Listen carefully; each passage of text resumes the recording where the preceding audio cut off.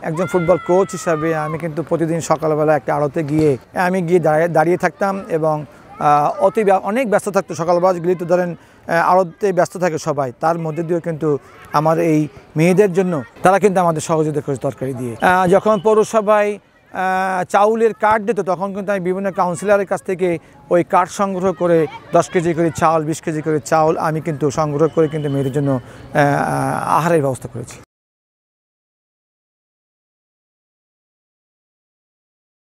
বাংলাদেশ জাতীয় নারী ফুটবল দলের তরুণ ফুটবলার অতি সম্প্রতি বাংলাদেশ দ্বিতীয়বারের মতো সাব গেমস চ্যাম্পিয়ন হয়ে বাংলাদেশের সেই দলের অন্যতম খেলোয়াড় বাংলাদেশ জাতীয় নারী ফুটবল অনূর্ধ্ব 19 দলের ক্যাপ্টেন আফিদা খন্দকার প্রান্তি।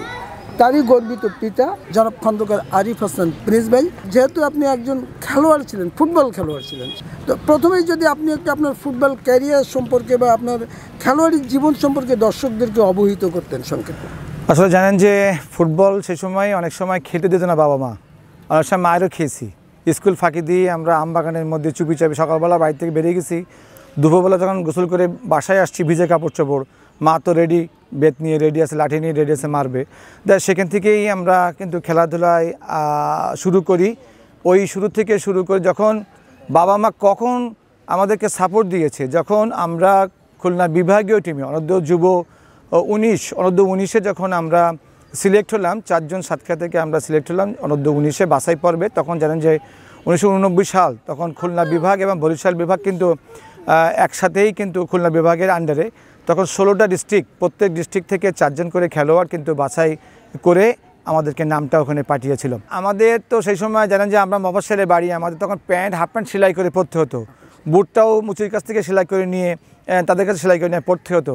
আমরা ওখানে গিয়ে দেখি খুলনা বরিশাল যারা ভালো ভালো ডিস্ট্রিক্টগুলো আছে তারা সিরাজের জার্সি প্যান্ট তখন খুব প্রচলন ছিল, তারা সেই সময় সিরাজ জার্সি প্যান্ট পরেছিল। তা আমাদেরকে যেহেতু আমাদের যে ড্রেস খুব ভালো ছিল না, আমাদেরকে 4টে গ্রুপ করেছিল। সে 4টে গ্রুপের মধ্যে আমরা ছিলাম ডি গ্রুপে। তা আমরা যখন প্রতিদিন প্র্যাকটিস শুরু করলাম, 1 দিন 2 দিন 3 দিন পরে আমাদেরকে একটু আপগ্রেড শীতে নিল। এই পর্যায়ে আমাদের 21 দিন ক্যাম্প ছিল। সেই 21 দিনের ক্যাম্পে কিন্তু আমরা সেই ডি থেকে বেস্ট 11 চলে গিয়েছিলাম। এখান থেকে আমি যুব গেমস থেকে খেলে উঠে আসছি। তখন আমরা মিরপুর স্টেডিয়াম, তখন কিন্তু সংস্কার কাজ চলছে, নতুন কাজ চলছে, নির্মাণ কাজ চলছে। সেই মাঠে কিন্তু আমাদের প্রথম যুব গেমসের ওখানে আমরা অংশগ্রহণ করেছিলাম। 86 সাল থেকে কিন্তু আমি আমার সাতক্ষীরা জেলা লিগে অংশগ্রহণ করি। আমি বিভিন্ন টুর্নামেন্টে খেলেছি, সরোদ্দি কাপ, তারপর শেরে বাংলা কাপে আমি জেলা দলের হয়ে খেলেছি। আসলে সেই সময় কিন্তু ফুটবলের জোয়ার ছিল, সবারই স্বপ্ন ছিল যে থাকে যে ন্যাশনাল টিমে খেলা। আসলে সেই সময় তো প্রচণ্ড ফুটবলের খেলা। যে সময় আমি রুমি ভাইয়ের সাথে খেলেছি, আসলাম ভাইয়ের সাথে খেলেছি, ওয়াসিম ভাইয়ের সাথে খেলেছি, কানন ভাই আমাদের গোলকিপার ছিলেন।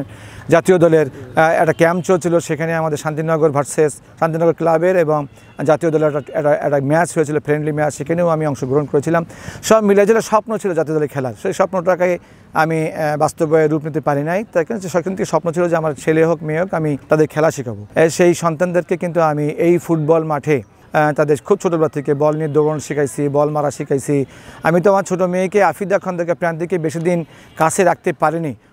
আমি ক্লাস 5 পর্যন্ত, ক্লাস 4-এ যখন অ্যানুয়াল পরীক্ষা দেয়, তারপরে সেই 15 সালে কিন্তু ওকে বিকেএসপিতে ট্রায়াল দিয়েছিলাম। সেই ট্রায়ালে কিন্তু আমার 2 মেয়ে ট্রায়াল দিয়েছিল, ছোটো মেয়ে চান্স পেয়েছিল, বড়ো মেয়ে বাদ পড়েছিল।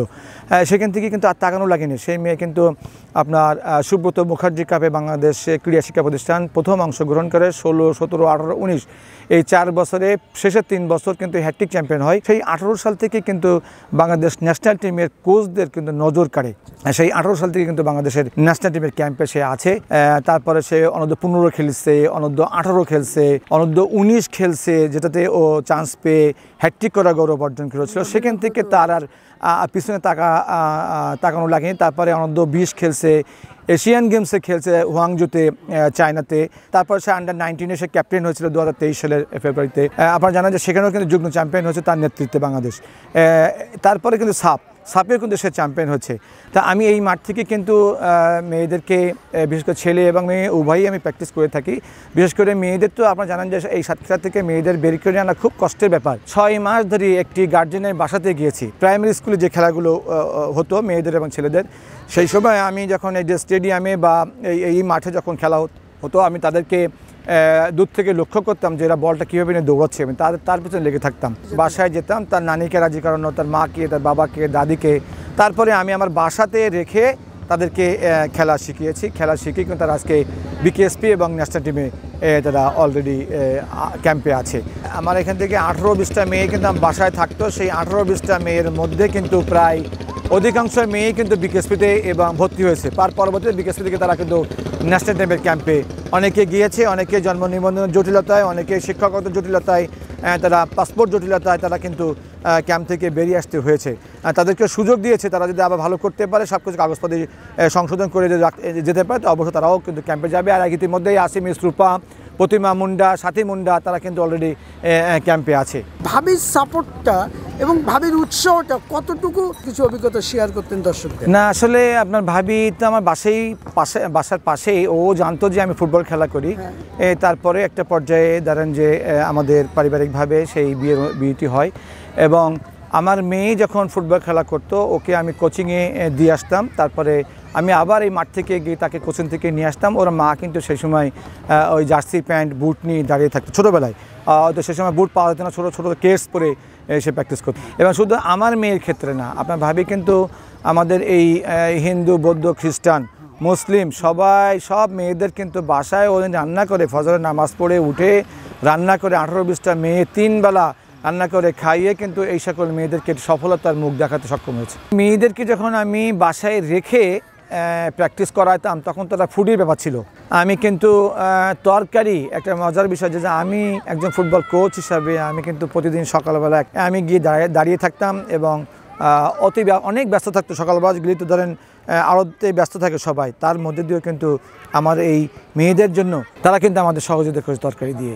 যখন পৌরসভায় চাউলের কার্ড দিত তখন কিন্তু আমি বিভিন্ন কাউন্সিলরের কাছ থেকে ওই কার্ড সংগ্রহ করে 10 কেজি করে চাউল, 20 কেজি করে চাউল আমি কিন্তু সংগ্রহ করে কিন্তু মেয়েদের জন্য আহারের ব্যবস্থা করেছি। প্রতিটি পিতা মাতা কিন্তু সব সন্তানদের সফলতায় খুশি হয় এবং তারা গৌরবান্বিত হয়। আবার মেয়েরাও কিন্তু তারাও যে বাবার স্বপ্নটাকে বাস্তবে রূপ দিতে পেরে তারাও কিন্তু গর্ববোধ করেন। কি আপনারা লক্ষ্য করছেন যে আমার বড় মেয়ে কিন্তু সে জুনিয়র থেকে 3বার গোল্ড মেডেলিস্ট এবং বক্সিংয়ে, পরবর্তীতে এসে সিনিয়রে, পরবর্তীতে সে এখন যশোর বিজ্ঞান প্রতি বিশ্ববিদ্যালয়ে স্পোর্টস সায়েন্স 2য় বর্ষের ছাত্রী। এরপরে সে অনার্সটা কমপ্লিট করে মাস্টার্সটা বাড়ি থেকে পড়াশোনা করে নিয়ে এসে তার কোন সাবজেক্টের উপর সে পড়াশোনাটা করবে, তারপরে তার ভবিষ্যৎ অবশ্যই আল্লাহ তাআলা লিখে রেখেছেন, অবশ্যই সেটি ভালো জায়গায় যাবে বলে আমি মনে করি।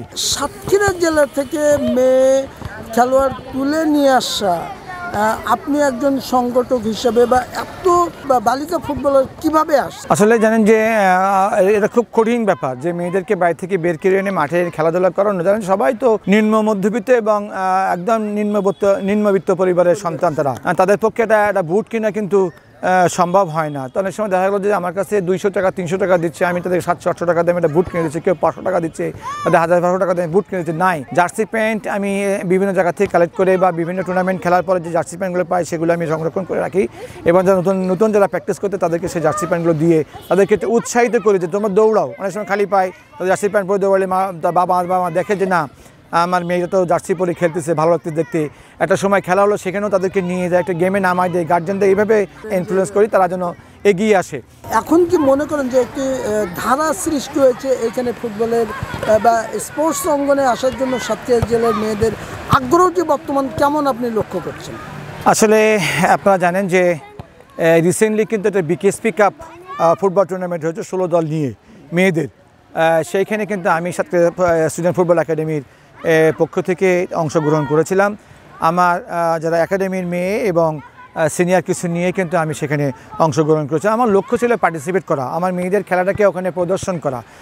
আমার এবার যারা বিকেএসপিতে 1 মাসের ক্যাম্প করেছে, 2 মাসের ক্যাম্প করেছে, তার মধ্যে কিন্তু আমার 2টি মেয়ে ছিল। সেই 2টি মেয়ে কিন্তু সেই সিনিয়র খেলোয়াড়দের, জাতীয় দলের খেলোয়াড়দেরকে বিট করে তারা গোল করতে সক্ষম হয়েছে। তারা কিন্তু এবার অনূর্ধ্ব 14 বছরের ভিতরেই আছে। তারা কিন্তু সামনে যে বিকেএসপির বাছাই পর্বটি হবে, বাছাইতে টেকবে বলে আমি মনে করি। আমার হাত দিয়ে যদি প্রতি বছর 1-2 মেয়ে যদি বিকেএসপিতে ভর্তি হয় এবং সেখান থেকে যদি আরও উন্নত প্রশিক্ষণ পায়, উন্নত ফুড পায়, তাহলে কিন্তু তাদের শারীরিক গঠন এবং তাদের যে ফিজিক্যাল ফিটনেসের তারা তৈরি হবে, ভালো খেলা করতে পারবে। তারপরে সেই ন্যাশনাল টিমে গিয়ে অবশ্যই ভালো কিছু করবে বলে আমি মনে করি। আপনি কি 5 বছর দেখবেন যে আগামী 5 বছর সাতক্ষীরা অনেক মেয়েদের, শুধু আমার মেয়ে না, সাবিনা না, মাসুরা না, আরও অনেক মেয়েরাই কিন্তু মুখ উজ্জ্বল করবে সাতক্ষীরা জেলার। সাবস্ক্রাইব করুন, সঙ্গে থাকুন।